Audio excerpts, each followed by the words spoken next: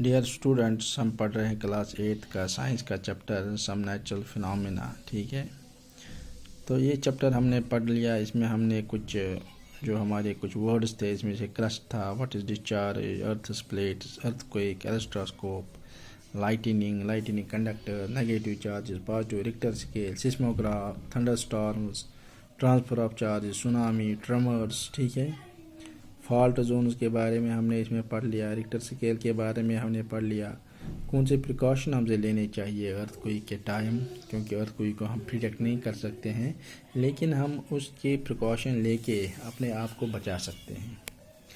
तो हम कुछ टेक्सुअल क्वेश्चन हमने किए, इसमें 4 क्वेश्चन। तो अब हम 5th क्वेश्चन देखेंगे कि explain why a charge body lose it charge if we touch it with hand. अगर हम हाथ से उसको टच करेंगे चार्ज बॉडी की, तो उसका जो चार्ज है वो लूज़ हो जाता है, लूज इट चार्ज। देखिए, हमारी बॉडी जो है it is a good conductor of electricity. ठीक है, तो जब भी चार्ज इसमें से पास होगा, टच हम करेंगे इसमें, तो उसको रास्ता मिल जाता है हमारी बॉडी के थ्रू, वो अर्थ में चला जाता है। इस ट्रांसफ़र को जो चार्ज ऑब्जेक्ट से अर्थ की तरफ चला जाए, दैट इज़ कॉल्ड अर्थिंग। ठीक है, आपने बिल्डिंगों में देखा होगा या घरों में देखा होगा, अर्थिंग वायर्स होती हैं, ताकि जो एक्स्ट्रा चार्ज एक्यूमुलेशन हो जाएगा वो अर्थ में चला जाएगा without damaging the circuits, without causing fires in the houses. ठीक है, तो उसके बाद है 6th question, name the scale on which the destructive energy of an earthquake is measured. An earthquake measuring 3 on the Richter scale would it be record seismograph is it likely to cause. देखिए, जिस scale पर हम earthquake को major करते हैं, ठीक है, उसको कहते हैं रिक्टर स्केल। जहाँ से यहाँ पे लिखा हुआ measured on the Richter scale, इसको रिक्टर स्केल पर मेजर किया जाता है। और जो 7 से ज़्यादा होते हैं वो बड़ी ख़तरनाक होते हैं।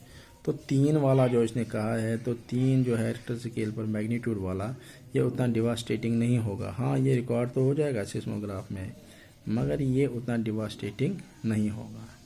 Suggest 3 measures to protect ourselves from lightning. Lightning से बचने के लिए हमें क्या कदम उठाने चाहिए। देखिए, हमने पढ़ा है पीछे चैप्टर में कि लाइटिंग से बचने के लिए हमें ये है, यहाँ पे क्या करना चाहिए हमें, do and door during a thunderstorm या लाइटिंग ए टाइम। ठीक है, सेपरेट ए हाउस और ए बिल्डिंग ए सेफ प्लेस। अगर कार में बच जा रहे हैं तो इनसाइड ही रहना है, डोर शट करने हैं। ठीक है, तो हमें ये चीज़ें करनी चाहिए। मोटर बाइक ओपन में नहीं जाना है। ठीक है, टाल ट्रीज़ के नीचे नहीं जाना है लाइटिंग के टाइम, क्योंकि उनको ज़्यादा खतरा हो सकता है। ठीक है, अम्ब्रेला भी नहीं रखना है।